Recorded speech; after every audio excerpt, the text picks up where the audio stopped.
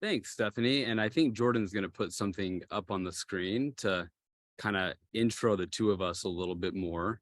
But I'm Yep. Chase, and I am so excited to be here. So big thank you to the ELB team for inviting us. We're going to have, I think, a really, really fun session. Today, we're going to talk about revenue enablement and online learning. Specifically, what should the touch model be? High touch, low touch, no touch. And we're going to share some stories. I don't know how much of this will be super groundbreaking rocket science for anyone in the room, but this is our experience, what we went through in a hyperscale ed tech startup, which is what Go is. I feel like it could be. I mean, I wouldn't completely read the room for a moment. I'm fairly sure it's actually gonna be pretty groundbreaking for most of you. So anyways, back to you, Chase. But yeah, we'll have some fun stories to share, what we learned from this, and it'll be a good time. Jordan, if you want to hit to the next slide. So a little bit about me. I am the VP of sales for Go1 in the Americas. I had the really fortunate experience of opening our market here in the States about 6 years ago. Go1 is headquartered in Brisbane, Australia, and we were a no-name player at the time. So it's been a really fun kind of rocket ship type journey we've been on. And I'm just passionate about all things sales and learning. I've always been a big learner. I'm a lifelong learner. And when the two intersect, it just gets me to nerd out. I am, if you want to get to know a little bit more about me personally, I'm a sucker for British reality dating shows. Yes, I confess, I do watch those. And from a personality profile perspective, just go meet a poodle and you'll learn a lot about me. Jordan, over to you. Yeah, thanks, Chase.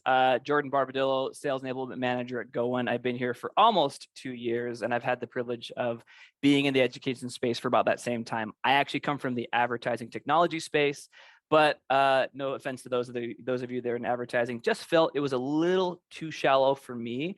And so being able to enter into this space where I've already been doing enablement for about almost a decade now, it's just an easy, great way to connect. Because candidly, sales is just a means to an end, right? It's a way for me to connect. It's a way for me to help others discover their own unique talents through the channel of sales. So big superpower for me is I think authentic communication is the way to start vulnerability, is the way to start the conversation, and leveraging storytelling and activating that through others is a huge piece for me as well. Preferred communication is candidly over a coffee or beer. Cheers to all of you that are at least on the more western side of the states, because it's a little bit more early than the East Coast.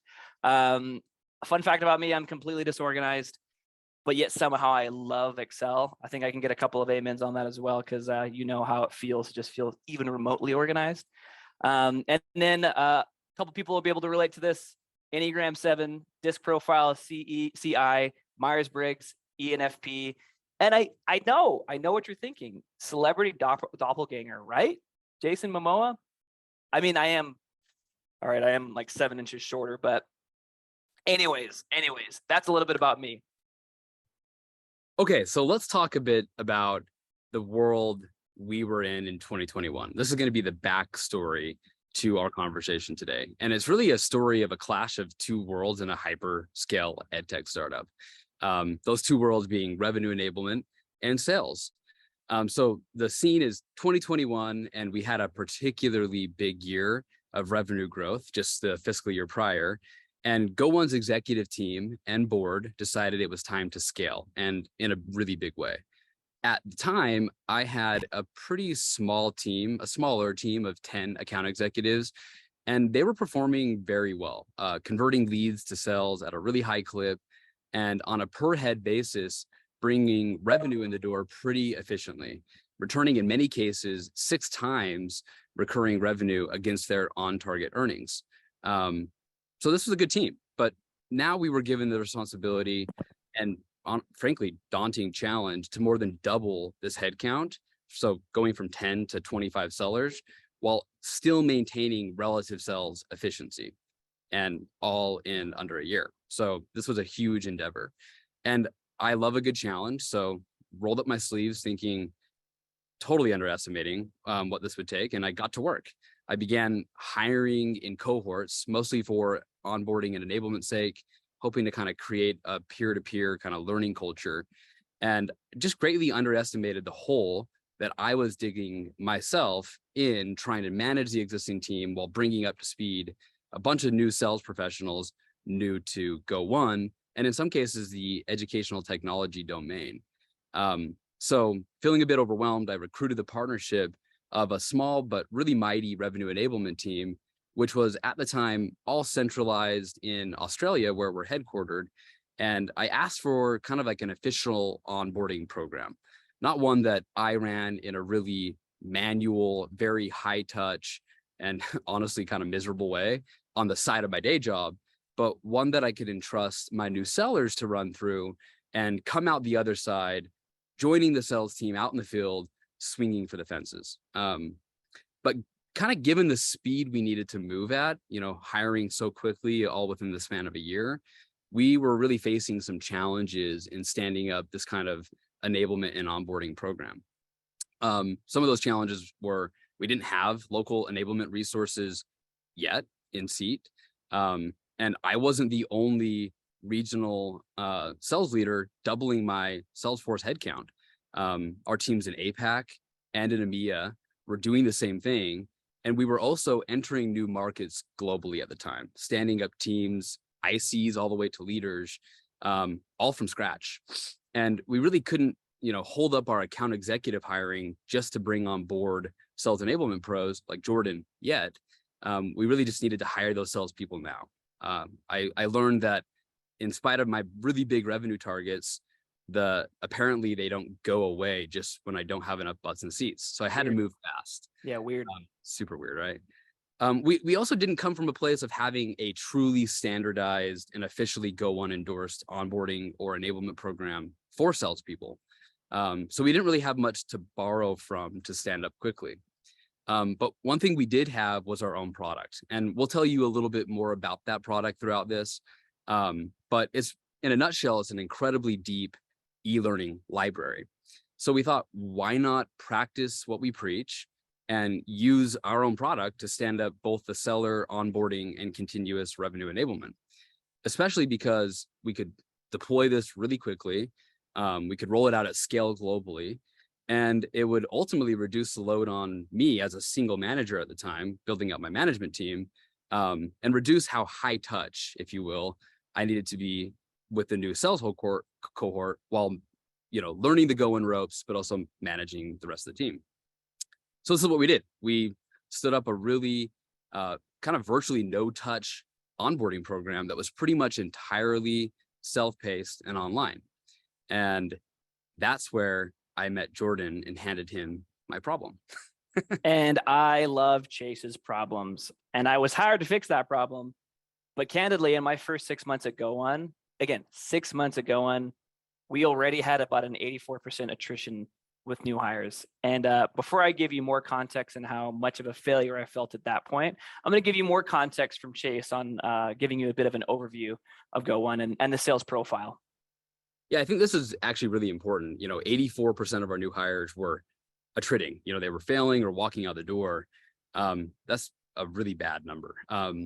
So it's important to understand the profile of the seller we were hiring for, because these candidates we targeted, they weren't just anyone off the street. They were really fairly seasoned sales professionals. As a bare minimum kind of barrier of entry, we required 5+ years selling in SaaS. Often we found folks that had 10 or 15 or even 20 years of software as a subscription service sales experience, or selling a really high annually recurring revenue generating subscription product. They needed to have a proven performance track record.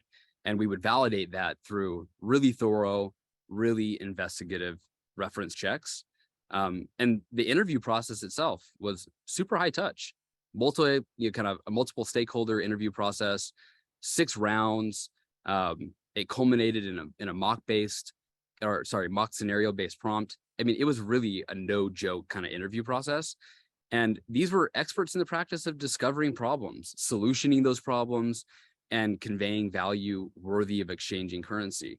We really did hire and target highly qualified sales pros. So, our problem was that much worse knowing the type of candidate we were bringing in the door. Jordan, Right. back to Yeah, right. But again, I know that a couple of you are getting a bit of indigestion just hearing 85% new hire attrition, which obviously wasn't good for GoOne, but more importantly, it wasn't good for me, right? And it wasn't lack for trying, right? The enablement team that I'd walked into had built a very robust e-learning program that off the request of Chase and his team, 65-page self-learning curriculum that seamlessly tied into GoOne's library and a thought through 6-week development plan. And at the time, I know, especially those of you that are online and build curriculum for your day job, is updated content, slides, and quizzes. Right? We had high value content from our own library. But again, I want to give this one more time over to Chase to just give you some context on what GoOne's content library actually looks like and what it does. Yeah, it's probably important to understand what these account executives are tasked with selling. So this little bit of context, I think, matters a ton. GoOne delivers the largest off-the-shelf e-learning library in the world. It's aggregated from across 200 well-known e-learning experts, creators, and publishing houses, and it's accessible all through a single subscription. So organizations big and small, they'll get access to really high quality, evergreen, always relevant learning content from the likes of really great creator partners like ELB, Pluralsight, Harvard Managed Mentor, Biz Library, EJ4, Blinkist, as I mentioned, 200 or so others. This library is tens of thousands of courses deep, and we curate the library for customers based on role, leveling, and skills-based relevancy. It's really kind of like the curriculum designer's best friend. If you're designing a learning experience for your organization and you've got a diverse kind of learning population, this becomes your most option-rich toolkit to supplement and bolster the learning programs that you're deploying. And learning and development leaders, they love the kind of commercial benefits, the operational efficiencies that are gained within the learning team. And a lot of times the real dollar savings that they realize in consolidating their off-the-shelf content provider contracts into one, because sometimes it can be quite fragmented and a bit messy. And then collectively, the whole enterprise enjoys a really rich, a more rich learning offering for their employees. So what we're really selling is this value proposition. And we're selling the content creators, the course providers, their unique strengths that when taken together, create a more holistic learning offering. And to do so, to be across all the nuance, all the unique selling propositions of 200 really awesome content libraries, that requires incredibly deep subject matter expertise. Even if you've been in ed tech and you understand the lingo and the domain, there's a lot to learn. And it's a premium product. It commands a more premium price point, and doing so requires a really strong value selling muscle. So it's not a really transactional sell, but it's a relationship building, value forward kind of sales process. So anyway, Jordan, I'll stop interjecting and running over your story about how bad my onboarding enablement program was. You are forgiven. And candidly, for those of you that got a little bit of that context from on the GoOne side of things, like this is an amazing product to be walking into. So I thought, and obviously it is. But to continue my story, right? I'm talking low touch enablement, like make my job easy, right? That's exactly what I thought this product was going to do for me. And high touch rep development. This beautiful piece of work took some time, lots of work, lots of instructional design, lots of planning for AEs. Yet 84%, again, you're feeling a little bit of indigestion, as so was I, and it wasn't working. But the question was, what about it wasn't working? So what do you do when you're given a problem, especially when you're in enablement? You send loads of surveys and you ask lots of questions to truly understand the problem, right? So I surveyed the sales floor, specifically mentors. I talked with frontline leadership. I talked with senior leadership. I talked with C-suite. I even talked with yours truly, Mr. Chase Adams. And what I discovered is, though we had covered all the right information, we were drinking from our own e-learning Kool-Aid, right? Our sellers were still no closer to being experts at GoOne, and thus not driving revenue on day 30, 60, 90, and obviously 180. Now the shift really came from me when we started to move away actually from this idea of how do we make our lives easy with touch, no touch, touch somewhere else.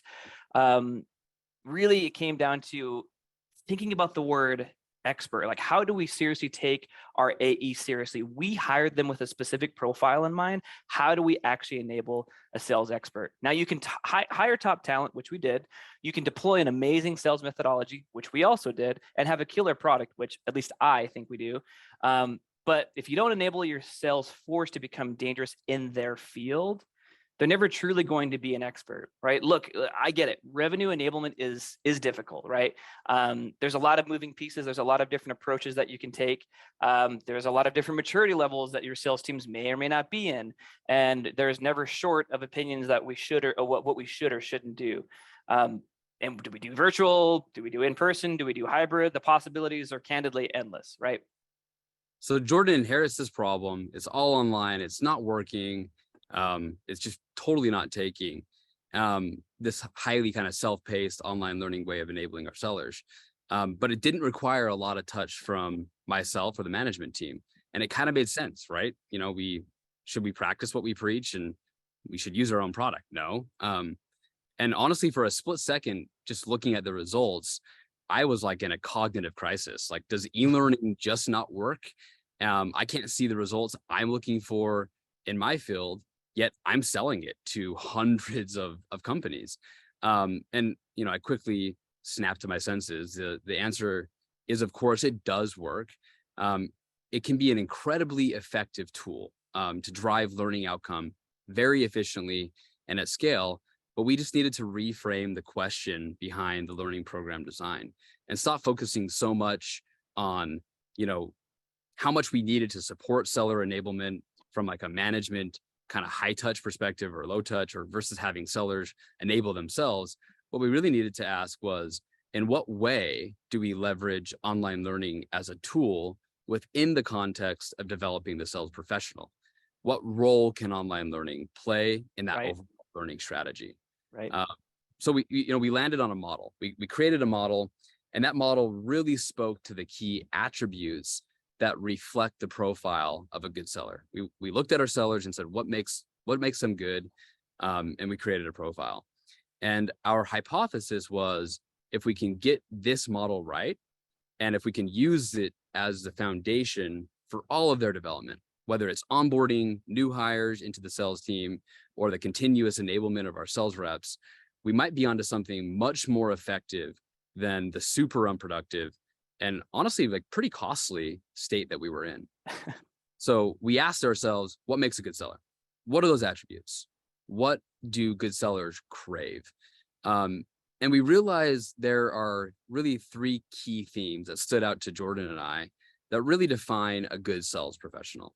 I'll quickly kind of highlight those themes, but we'll be discussing more in detail and hopefully sharing some stories throughout the process. So theme number one, accountability. Sellers might try to run from this one, but the job itself is accountable. We've all been guilty of cutting corners, and if we've worked in a sales career, maybe sometimes in our CRM or our pipeline reviews, but really good sellers will thrive when they're held accountable. And what is kind of the secret sauce to accountability? What's the magic underlying accountability?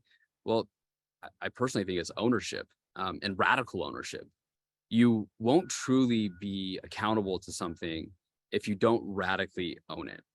Ownership of the subject matter expertise is really important for this sales role. Ownership of the learning outcomes is important for any sales job.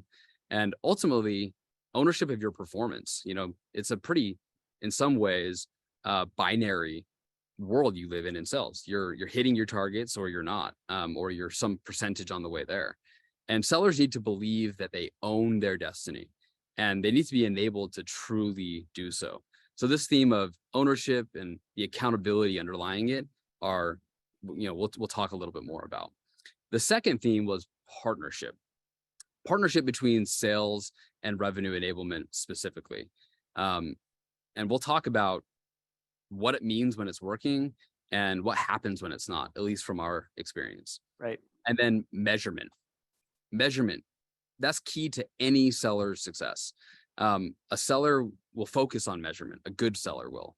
High-performing sellers are always measuring themselves. They're measuring against their quota, measuring against their peers, their teammates. They're measuring themselves within their team or against another team, or maybe even an entire region. There are forums out there where sellers are benchmarking themselves against others in, even adjacent industries. Sellers are competitive, and good sellers want to be better last quarter or this quarter than last. It also really helps that they're super lucratively incentivized to do so. But in their heartbeat is a competitive drive. And the dilemma that we'll elaborate more on today when it pertains to measurement is what to really measure. There are so many leading, lagging indicators that can potentially gauge a seller's revenue effectiveness.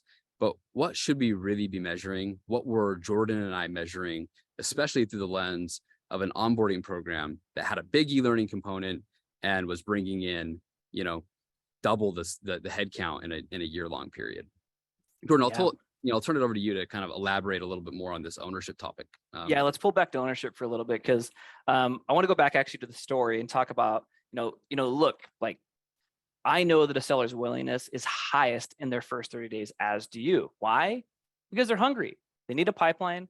And if they aren't enabled well, they're not going to create a big enough pipeline, nor are they going to create it fast enough. But this also didn't mean that we had to throw out the baby with the online learning bathwater, right? Where e-learning was the meat and potatoes. Now we created it to be the fuel for what they were actually learning. We created pre and post work while simultaneously reintroducing face-to-face interactions. And obviously those that weren't in office, we obviously use Zoom, but you know how I feel about Zoom. We live in a work culture, right, where interactions are already so limited since 2020, and it's easy for our attention to drift, probably like yours is right now. I'm looking at you, for us to probably get a fraction of what was actually said because we're tirelessly looking at screens, reviewing Word docs, and watching presentations from Jason Momoa lookalikes. Again, I know, it's uncanny. Knowing this, we leveraged the time that they weren't interacting, the time that they weren't interacting with us by leveraging online learning to make those interactions much more meaningful, which created the space for true learning, right? Think about that, right? It's a hand-in-hand thing. And honestly, oddly enough, this is 2021, 2022 at the time. I had, well, actually, I've seen this documentary probably too many times, but I started thinking about the training that's involved to be an expert. And it made me think about this documentary that I've probably seen, again, too many times. 2013 documentary, Psalm. Anybody? Into the Bottle. It's like 4 of them now, but the first one, where we're introduced to 3 master sommelier candidates who are pursuing the highest level of achievement that you can gain in the world of wine. Can I get a little shout out for my wine aficionados? Master sommelier diploma is what they're shooting for. They're tested in all regions, sub-regions, districts, villages, seasons, why certain wines are good at certain years, how to serve certain wines, when to serve certain wines with specific foods, all based on 3 senses. They have to train their senses: sight, smell, and taste. And it's a rigorous training program to go through, where they're just going endlessly, night after night, drinking loads of wine. Can you believe it? So hard. But it honestly got me to think, how can I at least scrape at the surface of the master sommelier training the way that I train my sales experts to be actual experts? And candidly, the answer was, I needed to hold them accountable to knowing their shit. Think about it. Think about it. The best experiences you've ever had with salespeople that truly wowed you, like really wowed you. The foundation of that wow came from them knowing their shit, from being an expert. So what did I do? How could I get them to do that? I got to work. I picked up the most important things for our sellers to understand, and we put a high priority on learning those elements. We ran daily drills on content that they were learning. They reviewed objections. We role played. They pitched. We pushed back. We gave them scenario after scenario after scenario until they started to love being uncomfortable. I grilled them on their knowledge with live and online knowledge checks. They presented in front of the peers. We'd role play. And I know a couple of you enablement folks don't like doing this, or you development folks don't like doing this, but I failed them, right? I failed them if they didn't get it right and made them do it again. And these folks are not off the street folks. These folks have been in seat for 5, 10, 15, and 20 years. And it was quite satisfying to fail the 20 year. But by the time they actually by the time they came to prove themselves, those that actually own that process were able to transition not only really well into conversations with their actual live prospects who were experts in their own field, but they actually began to generate revenue. And that hunger that I had mentioned was truly satiated when they began to own that process we ran them through. And is this ownership and accountability that really drives a seller's success? It's one thing to throw them into a all self-paced, totally automated online learning journey. And it's another thing to then make them put their money where their mouth is and really create accountability frameworks where they're taking what they learned in kind of an online modality and practically applying it, either in practice with their peers, with their enablement team, with their leader, or directly in the field. And this is kind of the pivot we made. And instead of just throwing them in that online pathway, we held them accountable to that hands-on practical application. At times it was uncomfortable, but that's the job you're hired for as a enablement leader or a sales leader. You got to stretch and push and challenge your employees, and you'll get so much more out of them as a result. But the old world of using kind of online learning as the silver bullet and calling that ownership and accountability, the results were so poor for us, super poor. Yeah. And I mean, you just get me thinking, like, candidly, like if you are in sales or in enablement or in some revenue function or in any level of learning development and you love being comfortable, then you're probably not in the right field, right?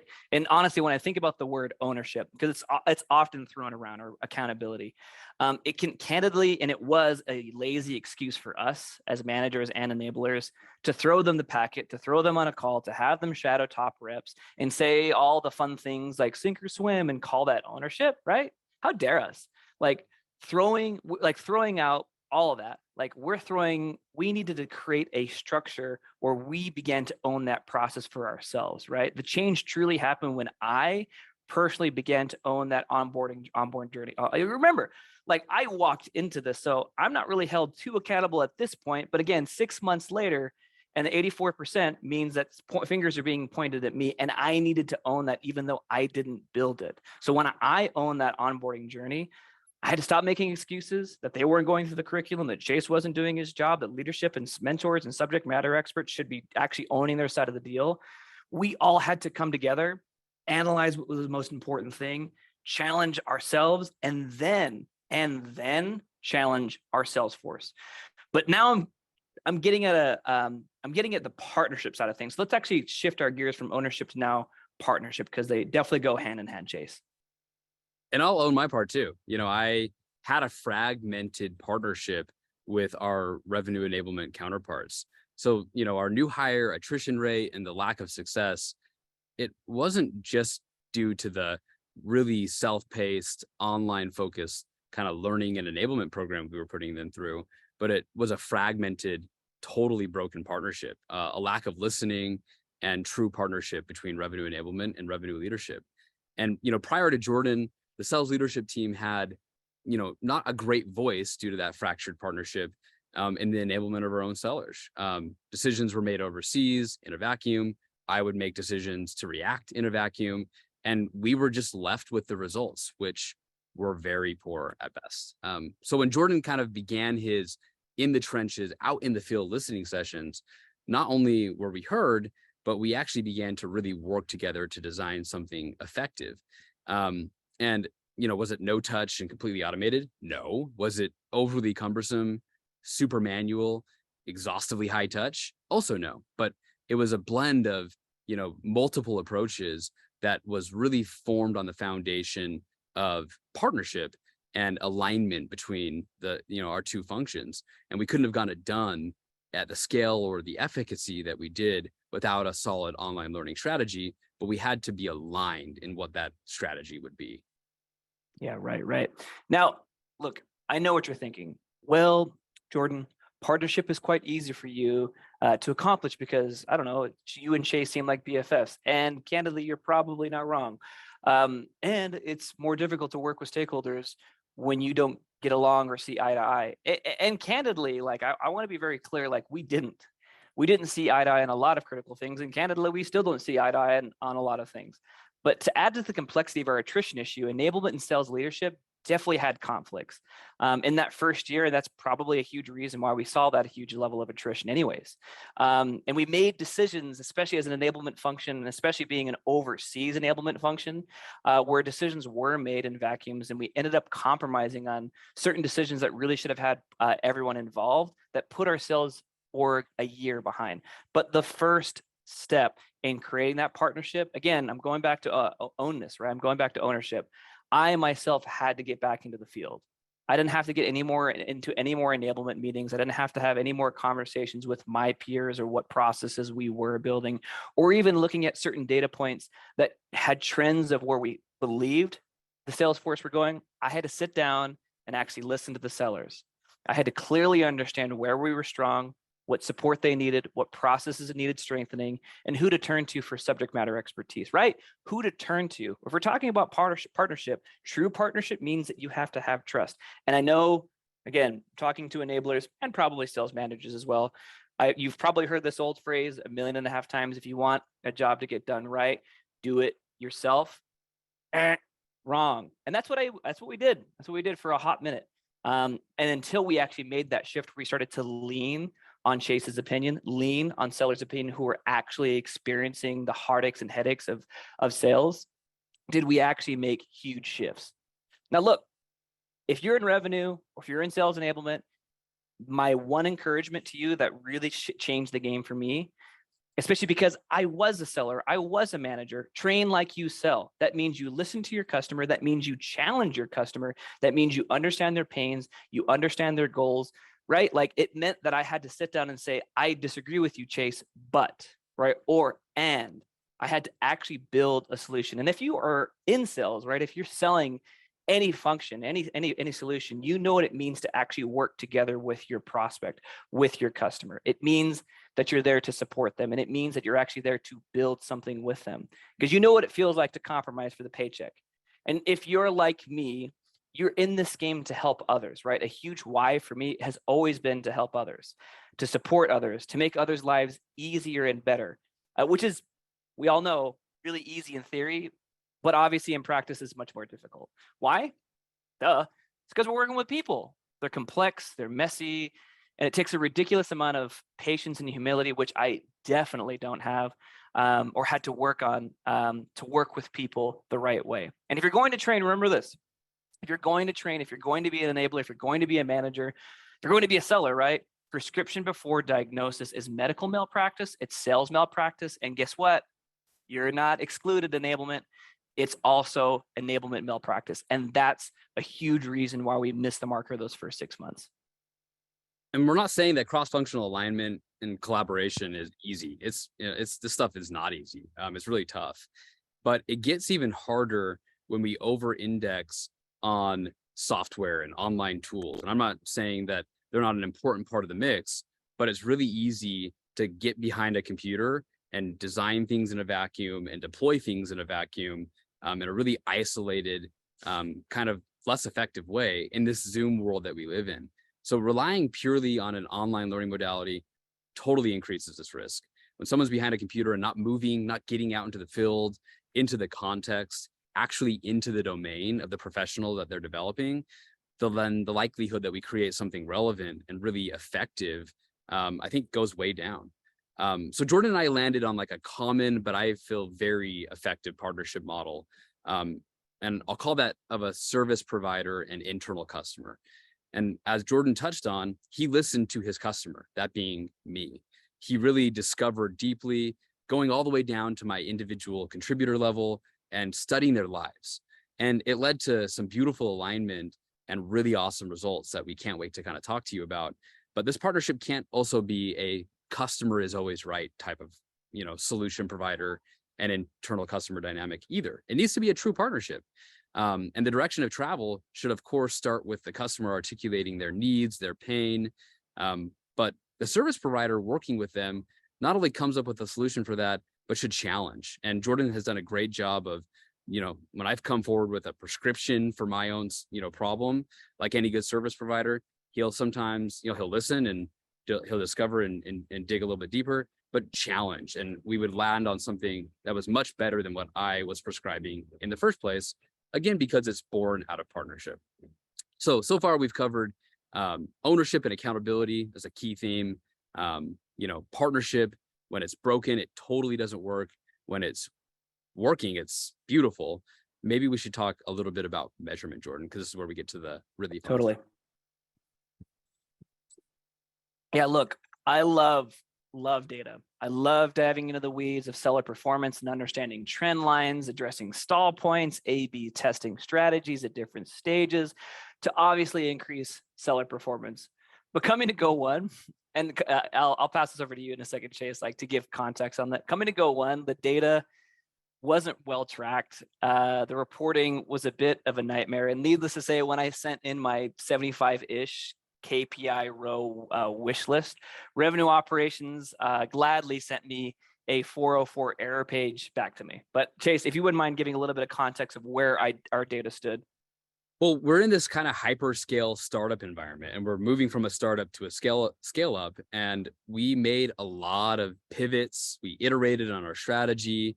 We were taking bets and making gambles and what would work. And as a result, we were left with a really fragmented data set and not a lot of, I would say, historical kind of legacy integrity to that data, which I think is a common kind of like environment to be in when you're scaling a startup. But we were really messy, and so a lot of the funnel metrics and the time series based data that you would want to ideally granularly measure a seller's efficacy with, we just didn't have in a way that could sensibly be pulled together quickly. And that's the kind of world Jordan and I were living in. So we had to make decisions about what mattered most for us to measure, and we had to keep it as simple and trackable as possible. Right. Now, I will note to self and note to selves, right? Like when you're giving out Salesforce, you're giving out HubSpot or whatever CRM that you subscribe to, please make sure that you pay attention to who has admin rights. Just going to throw that out there. But like thinking about tracking, reporting, and managing data and having all the right bells and whistles is nice, but it's candidly not necessary, right? We simply needed to keep our main KPI simple and impactful. So we isolated what we confidently could track. And this is going to be different for some, and it's going to resonate with a lot, which is speed, retention, revenue, right? Speed to transaction, new hire retention, generating revenue, right? We needed to keep our lines super, super clean so that we could pour all of our time, all of our attention into those distilled goals that we knew would generate impact for the business. And look, I'm coming from the advertising world, like I had mentioned before, and working with marketers for the better half of 5-6 years. One of the key sins, note this, one of the key sins we saw marketers that sales folks and enablement does all the time is establishing too many goals. We could predict the success, the rise or fall of any given campaign, not just by what was measured, if it was measured at all, but how many things were measured. Again, it's nice to have those bells and whistles. I have multiple KPIs to create a really sophisticated enablement function, especially when you're leveraging online learning, but they can quickly become crutches and distractions of what you're trying to accomplish. So what did we do? We focused on those key KPIs, right? Key performance indicators, so that we could hyper focus on those three things and drastically decrease and increase some certain things. So what did that look like? It looked like drastically decreasing new hire attrition, but we also began to see an increase in new hire performance in their first 90 days. We decreased their average time to first deal in the first 2 months, right? 5 to 3, and increased average revenue per account, or ARPA, as the kids say, by 120%, right? This meant a huge deal because we stopped focusing on all the different things and we began to just, again, distill into what we believed was most important. Because again, we could have focused on other stuff, but it didn't matter. It mattered on just picking a handful of things and putting a lot of our time into that, while also leveraging partnership, leveraging ownership, and having just a handful of North Stars instead of the entire sky. Yeah, the other stuff can come later, right? The kind of more granular lagging indicators, they can all come later. But being able, from a sales leader's perspective, being able to retain 90% of my new hires and seeing them mature to 2+ years tenure, that was so huge, really impactful for my organization. And then watching our velocity increase 2x in terms of time to transact, that's the revenue efficiencies and performance we gained was significant. Yep. And I always loved the opportunity to double money in a deal. And so, knowing that our sellers were better suited to handling their early transactions and increasing the revenue they were driving per account, it really put us in a great position to grow again the next year. Actually, if you wouldn't mind giving me one more thing, because off the cuff, the thing that I think about a lot was actually a mistake I made when I was a program manager at Reddit. I was given the SMB team to build from 5 to eventually 25, and when I left, it became about a 200-person Salesforce team. But candidly, one of the greatest mistakes I made was staring at dashboards all day, was figuring out data, was being behind numbers, and I lost loads of respect.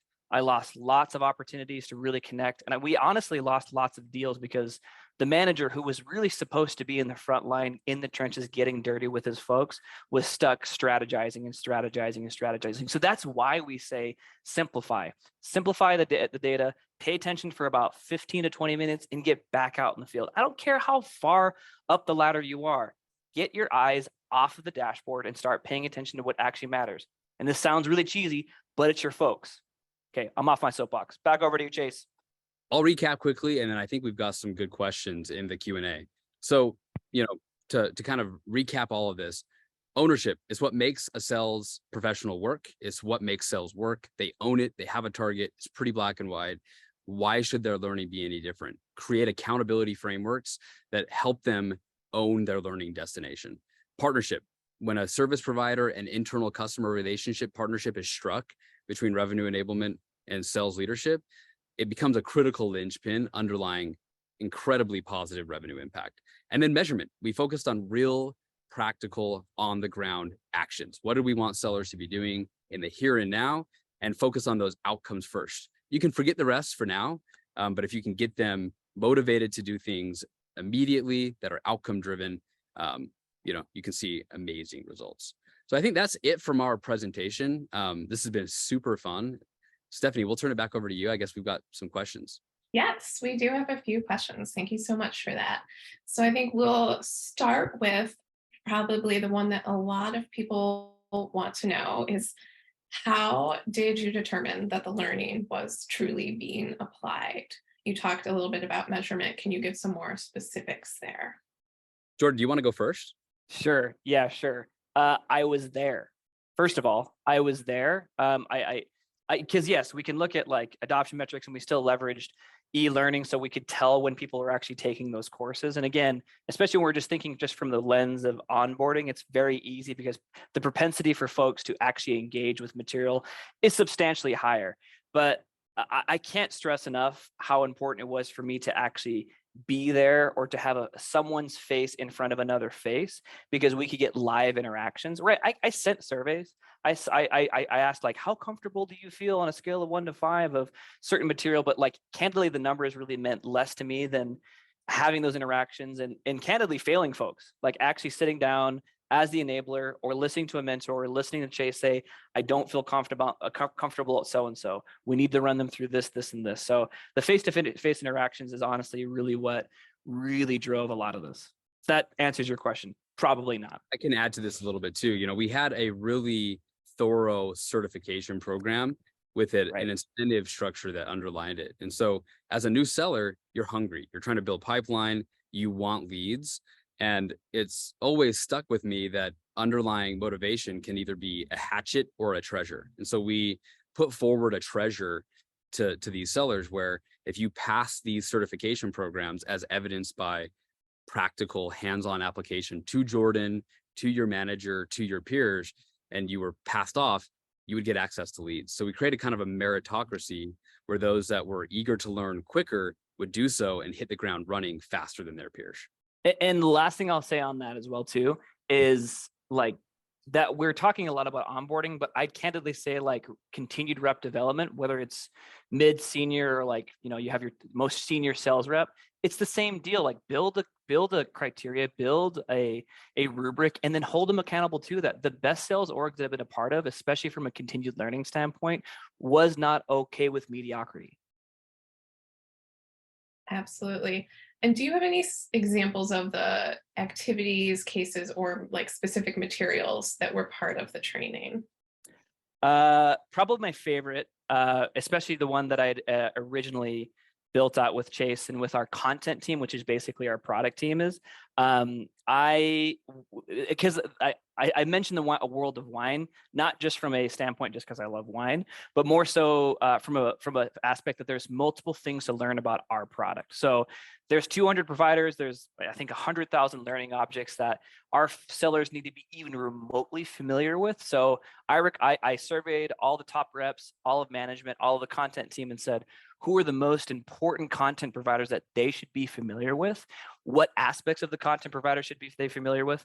And then what I did is I brought them back into that and created a boot camp where every single day they had to bring up a slide with all the right information and be able to speak not only to me, their managers, but also their peers who were talking to e-learning experts every single day. And guess what? It was super uncomfortable because they would say something that was wrong and then we'd say, good effort, let's change it to this. So that was one of my favorite things that we ended up building, was this live practice of how can they truly become the flashcard experts of being able to retain information. And it's a lot of information, right? I can also add to Yes. that too. Speaking from the perspective of selling a product that generates a lot of interest, is kind of a innovative, transformative product on the ed tech market. And so there's this common phenomenon when someone understands what it is we're selling, there's a high level of interest.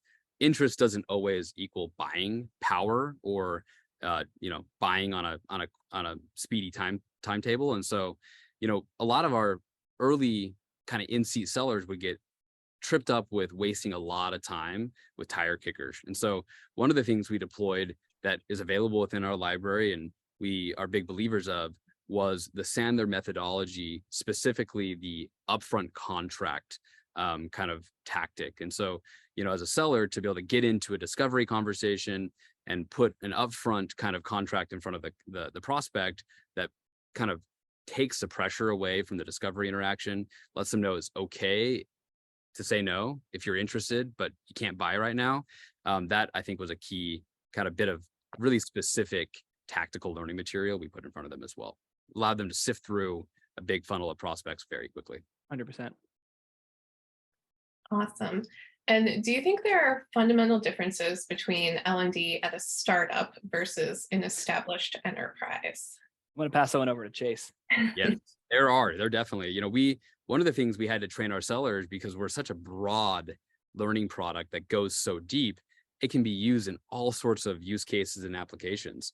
And, one of the things we kind of had to help our sellers understand was, because it is so broad and widely applicable, you need to really stick to a core ICP.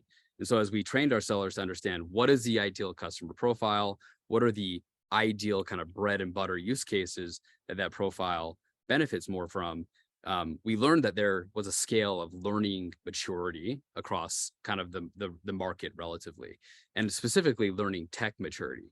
And so a lot of times when you're in a smaller scale, smaller business kind of startup environment, you're a little bit more worried about keeping the lights on and making sure you can pay payroll every other week than you are necessarily about learning and development of your employees. And so we see that phenomenon that as an organization grows in size, it tends to, not always, there are kind of industry sector nuances to this, but a company tends to become more learning mature as their learning population gets bigger, more diverse, and the requirements of that learning population begin to be a little bit harder to manage at the team owner or functional figurehead kind of level. So we've definitely seen like a sweet spot where, as a company nears a certain size, typically around 1,000 employees, there are common kind of institutions established at that business. They'll have an L&D team, an executive L&D leader.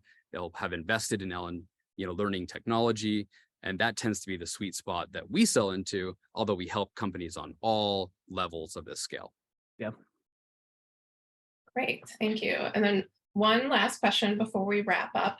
You talked a lot about partnerships and working with subject matter experts. Do you have tips on how to kind of make that partnership work smoothly and get the subject matter experts to trust you and work with you? That's a really interesting question.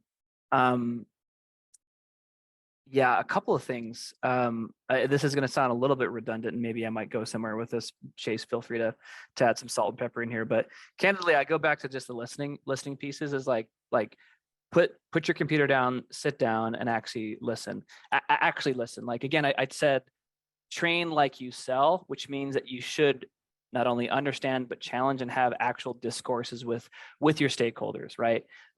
If there are things, this is what I mentioned even in my introduction slide, if there are things that have been left unsaid that are important to clear the air, right? We're in the business of not education tech or selling or SaaS or technology. We're in the business of relationships. And so like, I guess I don't have a lot of context to that question either. So I'd say like, the tip is like, sit down, listen, grab a cup of coffee, grab a beer. And I know that sounds very like Christmassy, but candidly, it's true. And that's all I did with Chase is I had my own leadership telling me to do certain things and make decisions in certain vacuums. And I could feel the tension of him rolling his eyes at certain decisions that were made. And when we'd go offline, I'd say, look, I know it's tense. Let's talk about it. So I don't know if that's helpful. I don't know if you've done that already. If you have, DM me on LinkedIn. Yeah, there's like an old saying that I really disagree with, and it's familiarity breeds contempt. And I think it's actually super opposite. I think the more familiar you get with someone, get into their seat, get into their life, get into their underwear drawer, right? The better you're going to understand them. And it creates, I think, an empathetic kind of feedback loop. And that was the phenomenon we experienced with Jordan. Jordan wasn't shy about getting in the trenches, wasn't shy about joining my team meetings, joining my one-on-ones, taking my reps out to lunch or to coffee to get to know them. And I think that get to that relationship based on familiarity and the partnership between Jordan and I led to, tenured seasoned reps of mine who were busy with a really established pipeline. They were blowing out their annual number, yet they would carve out really valuable time from their day and week to be a subject matter expert for Jordan and his learning initiatives. And it all came down to him spending the time with them, getting to know and build relationships.